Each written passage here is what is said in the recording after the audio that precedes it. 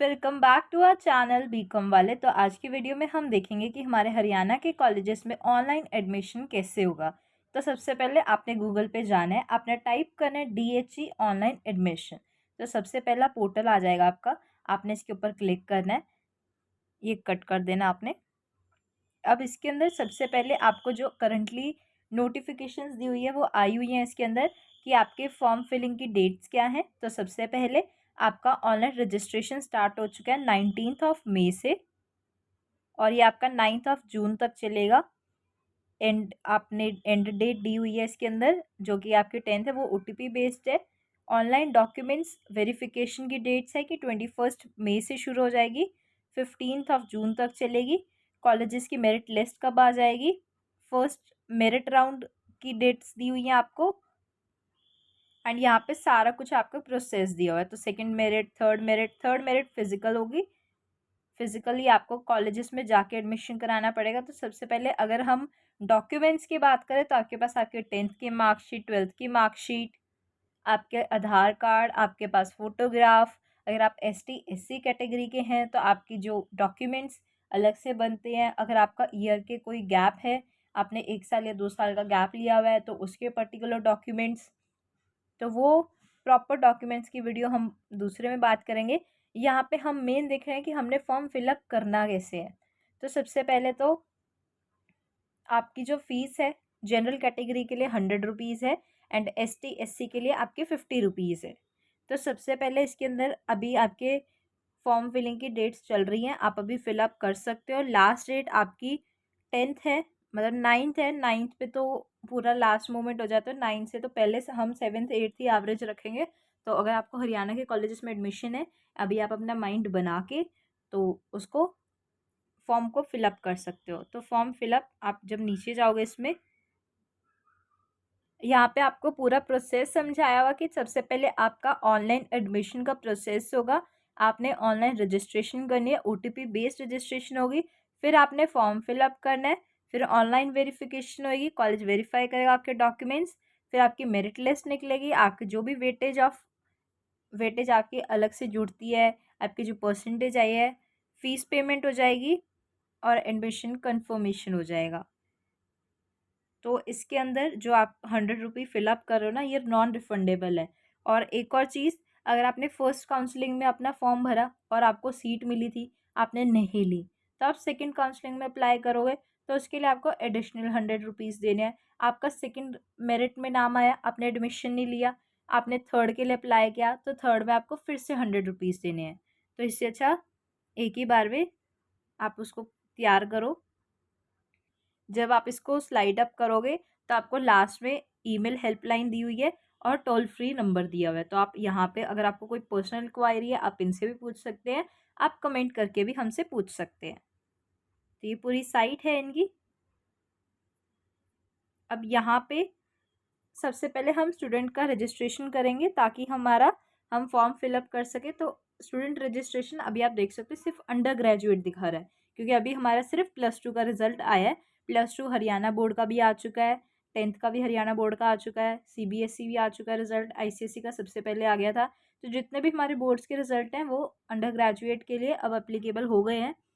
तो जो हमारे पोस्ट ग्रेजुएट के लिए फॉर्म्स हैं वो अभी नहीं आए हैं। वो इसलिए नहीं आए हैं क्योंकि अभी अंडर ग्रेजुएट के एग्ज़ाम्स ही ख़त्म नहीं हुए हैं। अंडर ग्रेजुएट हमारे BCom, BCA, BBA, तो जो हमारे बैचलर डिग्रीज़ हैं अभी उनके एग्ज़ाम्स चल रहे हैं। फिर उनके रिजल्ट्स आएंगे, उसके बाद आपके पोस्ट ग्रेजुएशन के निकलेंगे।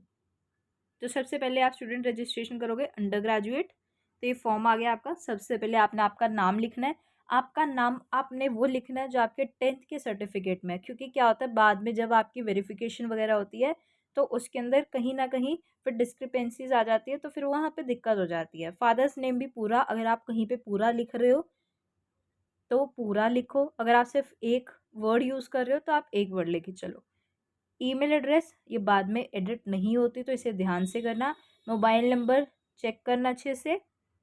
फिर आपने OTP जनरेट कर लेनी है। फिर बाद में जो भी आपकी पर्सनल डिटेल्स होती हैं वो सब आपने फिल आउट करनी है। इंपॉर्टेंट इन्फॉर्मेशन दी है कि फ़ीस दी है 100 रुपये। आपके जो मोबाइल ईमेल हैं ये बाद में चेंज नहीं होते, तो इसको ध्यान से करना है। मोबाइल नंबर ईमेल जो रजिस्ट्रेशन के लिए यूज़ किया जाता है वो यूनिक होना चाहिए। ऐसा नहीं है कि आपने आपके दोस्त का भी जो फॉर्म भरा आपके नंबर से भर दिया, आपका भी भर दिया, आपके कज़न का भी भर दिया। तो ऐसा गलती मत करना, क्योंकि बाद में कई बार क्या होता है कि हम ना हमारा पासवर्ड भूल जाते हैं कि हमें जैसे हमने अभी फॉर्म भरा और हमारे 10-15 दिन या क्या पता थोड़ा ज़्यादा टाइम भी लग जाता है चीज़ों में, तो फिर हमें दोबारा से लॉगिन करना पड़ता है। तो फिर तब लॉगिन होता नहीं है, फिर बच्चों को दिक्कत आती है। तो mobile number, email both is use for OTP, दोनों चीज़ों पे ओटीपी आएगी। Password need to be send by the student, password जो भी आप सेट कर रहे हो कहीं पे लिख के भी रख लेना, कहीं अपने नोट्स में, नोट्स तो फ़ोन वाले नोट्स में ही पासवर्ड की लेंथ दी हुई है, पासवर्ड की कैरेक्टरिस्टिक्स दी हुई है इन्होंने। अगर आप यहाँ पे लॉगिन करोगे, इसके बाद आपका सारा कुछ आ जाएगा। इसके बाद और डिटेल्स भी बनी होती हैं जिसके अंदर फिर आपने 10th के सर्टिफिकेट, 12th की सर्टिफिकेट, फिर आपके प्रॉपर इसके अंदर जो भी आप अपलोड करोगे ना फ़ोटो वगैरह, वो सर्टेन साइज़ में होते हैं, तो उन्हें ध्यान से करना। उसमें ऐसा कुछ नहीं होता कि अगर आपने कम ज़्यादा कर दी तो आपका फॉर्म रिजेक्ट हो जाएगा। ये कोई एसएससी के पेपर नहीं है या कोई एग्ज़ाम के पेपर नहीं है, आपका फॉर्म रिजेक्ट हो जाएगा। बट अगर कहीं पे उनको लगा कि ये डुप्लीकेशन ऑफ डॉक्यूमेंट्स है या ऐसा कुछ है, वहाँ पे ज़रूर हो सकता है। तो जो आपको बताया कि फ़ोन नंबर और ईमेल अलग-अलग रखना। पेमेंट स्टेटस, तो आपने जो भी आपका रजिस्ट्रेशन नंबर है, आपने पूरा फॉर्म फिल आउट कर लेना, आपका रजिस्ट्रेशन नंबर मिल जाएगा। आपने आपका एडमिशन टाइप सेलेक्ट करना है, अभी अंडर ग्रेजुएट ही है। सेलेक्ट करना आपने फ़ीस टाइप, फर्स्ट ईयर की ही होएगी अभी। फिर आपने सर्च कर देना, रजिस्ट्रेशन नंबर है नहीं है तो अभी ये कुछ आया नहीं। जो आपका रजिस्ट्रेशन नंबर होगा आपका इसमें आ जाएगा।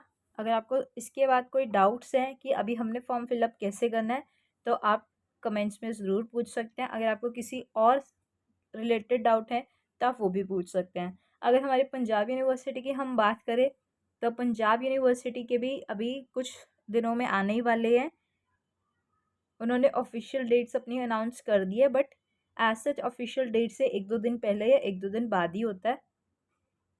यहाँ पे आप एडमिशन इन्फो पे सिलेक्ट करोगे तो आपका एडमिशन का प्रोसीजर आ जाएगा, जिसमें सबसे पहला आपका मेरिट बेस्ड है, सेकंड भी आपका मेरिट, थर्ड आपका फिजिकल काउंसलिंग। तो फिजिकल काउंसलिंग में जैसे आपको बताया कि आपको कॉलेज में जाना पड़ता है। फर्स्ट सेकंड आपकी ऑनलाइन आ जाती है। सबसे पहले आपका मेरिट लिस्ट में नाम आता है, फिर वो ईमेल में आपको खुद ही टेक्स्ट भेज देते हैं या ईमेल पे आ जाता है। व्हाट्सएप वगैरह पे कुछ नहीं आता। तो वहाँ पे आपने चेक करना है, अपने स्पैम फ़ोल्डर्स वगैरह को चेक करते रहना हमेशा, क्योंकि कई बार क्या होता है वो स्पैम फ़ोल्डर में खुद ही चला जाता है। कहीं आपको लगे कि हमारा तो पहले तो लिस्ट आएगी, मेन तो लिस्ट बात है, अगर लिस्ट में नाम आ गया तब अपनी ईमेल्स में चेकआउट करना। फिर फर्स्ट के बाद सेकंड, सेकंड के बाद थर्ड। इसमें और तो वैसे कुछ है नहीं है बताने वाला।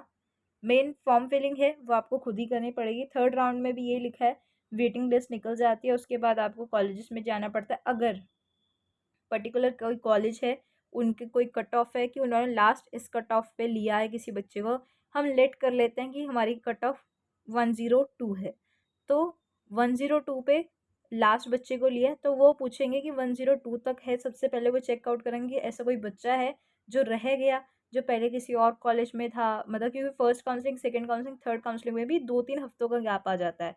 कुछ बच्चे कॉलेज चेंज भी करते हैं इसके बाद, ज़रूरी नहीं है कि सिर्फ जिनका फॉर्म में ना, मतलब जो रह गए, जिनको कहीं एडमिशन नहीं मिली, सिर्फ वही हैं। बच्चे अपना कॉलेज भी चेंज करते हैं, तो वैसी सिचुएशन भी होती है। तो इस केस में ऑफलाइन में सब लोग जाते हैं, बस उसके लिए आपको फॉर्म ही भरा होना चाहिए। फॉर्म तो आपको भरना ही पड़ेगा चाहे आप किसी कॉलेज में एडमिशन ले रहे हो। अगर आपने फॉर्म नहीं भरा तब आपकी दिक्कत आती है, तब आपकी फिजिकल एडमिशन नहीं होती उसमें भी।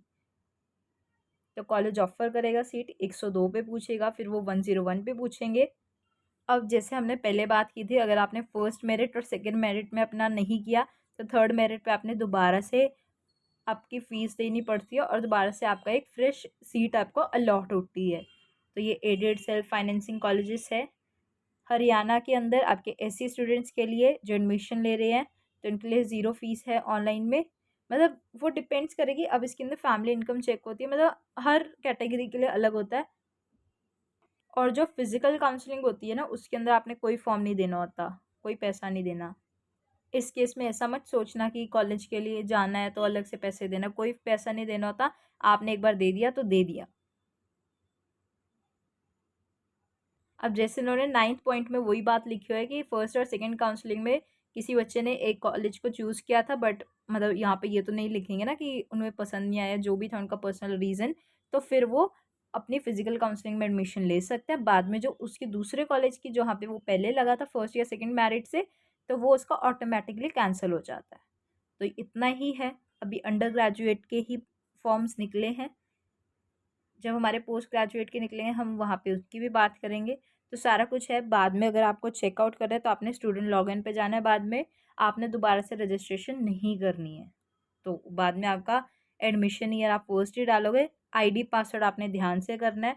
आपके लिस्ट ऑफ डॉक्यूमेंट्स इन्होंने दिए हुए हैं। पासपोर्ट साइज फ़ोटो होनी चाहिए, 50 केबी तक अलाउड है। सिग्नेचर, मार्कशीट, माइग्रेशन सर्टिफिकेट अगर है, एनएसएस, एनसीसी, इनके अलग अलग क्राइटेरिया है। एनएसएस का कम मिलता है, एनसीसी का थोड़ा ज़्यादा। बोनाफाइड रेसिडेंट आप हरियाणा का सर्टिफिकेट। रिजर्व्ड कैटेगरी के लिए अगर है आपके पास तो आप ज़रूर इनकम सर्टिफिकेट भी दिखाना पड़ता है। गैप अगर है तो एफिडेविट बनाना पड़ेगा। तो यही है हमारे कुछ इम्पॉर्टेंट जो भी आपको बताने वाला था इसमें। अगर आपको फिर भी कोई डाउट है आप ज़रूर कमेंट्स में पूछो। चैनल को सब्सक्राइब करो। हमारे चैनल पे बीकॉम के रिलेटेड बहुत वीडियोस डली हुई हैं जो आपकी आगे हेल्पफुल होंगी।